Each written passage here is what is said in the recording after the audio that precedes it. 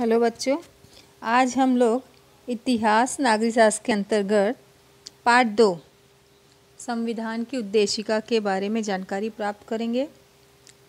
जैसा कि आप लोग देख रहे हो, आप लोग जब भी अपनी किताब खोलते हो तो आप लोगों को भारत का संविधान और नीचे उद्देशिका लिखा हुआ मिलता है।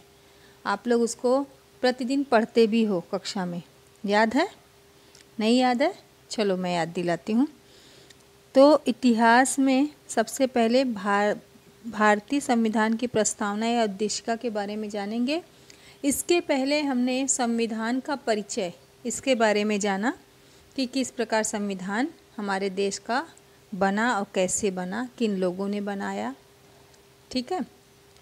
भारतीय संविधान की प्रस्तावना या उद्देशिका, इसके बारे में जानेंगे। ठीक है। देखो यहाँ पर देश के संविधान, चाहे वो किसी भी देश का संविधान हो, देश के संविधान का पहला कथन जिसमें भारतीय संविधान के बुनियादी मूल्यों यों अवधारणाओं को स्पष्ट रूप से व्यक्त करता है, उसे संविधान की प्रस्तावना कहते हैं। जो भारतीय संविधान के शुरुआत या फिर भारतीय संविधान का परिचय देता है, या फिर कह सकते हैं भारतीय संविधान का परिचय पत्र है। छोटे में हम संविधान के बारे में पूरी जानकारी प्राप्त कर लेते हैं, जिसे कहते हैं भारतीय संविधान की उद्देशिका या प्रस्तावना। ठीक है। देखो आप लोग अपनी किताब में देखते रहोगे, ये पेज दिख रहा है आप लोग को। यहाँ पर देखो कैसे दिख रहा है, भारत का संविधान है ना। हम भारत के लोग, भारत को, ये सब पढ़ते हो ना प्रतिदिन आप लोग, टीचर आपसे पढ़ाती है। ठीक है। तो आज हम इसमें जो लिखे गए शब्द हैं उसके बारे में जानकारी प्राप्त करेंगे।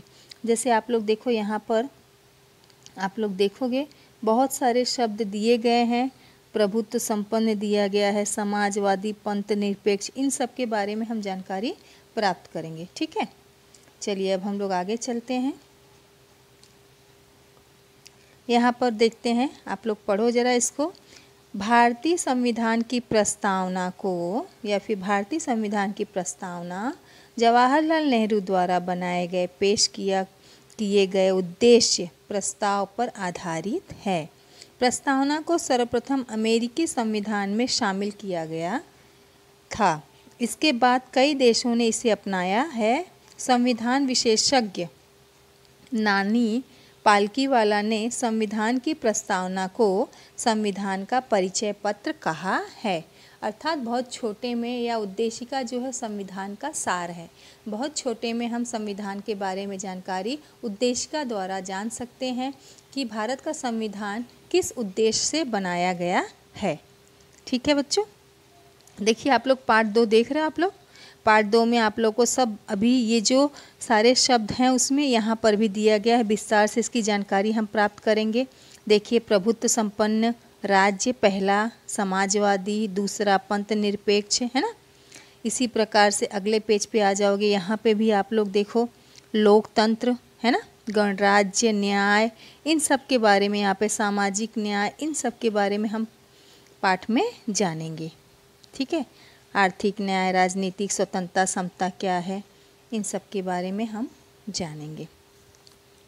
तो सबसे पहले हम उद्देशिका के बारे में थोड़ा सा जानकारी प्राप्त करते हैं। यहाँ पे आप लोग देखो, ये जो है हमारी उद्देशिका, हम प्रतिदिन पढ़ते हैं।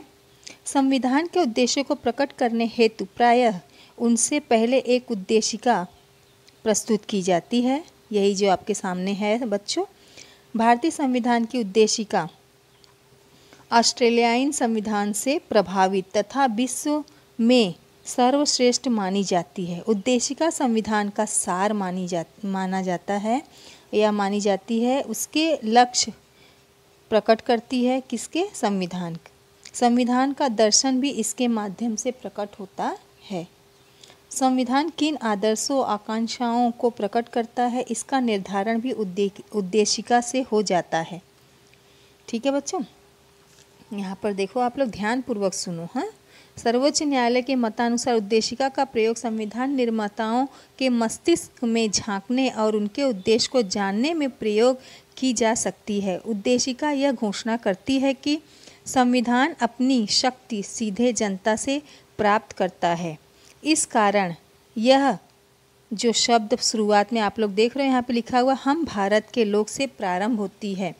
केहर सिंह बनाम भारत संघ के वाद में कहा गया कि संविधान सभा भारतीय जनता का सीधा प्रतिनिधित्व नहीं करती थी, अतः संविधान विधि की विशेष अनुकृपा प्राप्त नहीं कर सकता है, परंतु न्यायालय ने इसे खारिज करते हुए संविधान को सर्वोपरि माना है, जिस पर कोई प्रश्न नहीं उठाया जा सकता।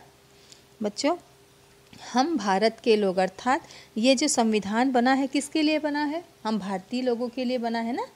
इसीलिए इसका आरंभ भी हम कैसे करते हैं? हम भारत के लोग, चाहे जो भी पढ़े, अमीर गरीब, चाहे कोई भी जाति का, कोई भी लिंग का पढ़े, लेकिन उसके अंदर यही भावना आएगी कि मैं भारतीय हूँ, मेरा ये जो संविधान है ये मेरे लिए बना हुआ है, यह मेरा है। यही भावना से इस शब्द का उपयोग किया गया। अब उद्देशिका के उद्देश्य क्या थे? देखो यहाँ पर उद्देशिका यह बताती है कि संविधान जनता के लिए है तथा जनता के अंतिम संप्रभु है। दूसरा, उद्देशिका लोगों के लक्ष्यों आकांक्षाओं को प्रकट करती है। इसका प्रयोग किसी अनुच्छेद में विद्यमान अस्पष्टता को दूर करने में हो सकता है। यह जाना जा सकता है कि संविधान किस तारीख को बना और कब पारित हुआ, किस उद्देश्य से बना, ये सब की जानकारी उद्देशिका द्वारा प्राप्त होती है।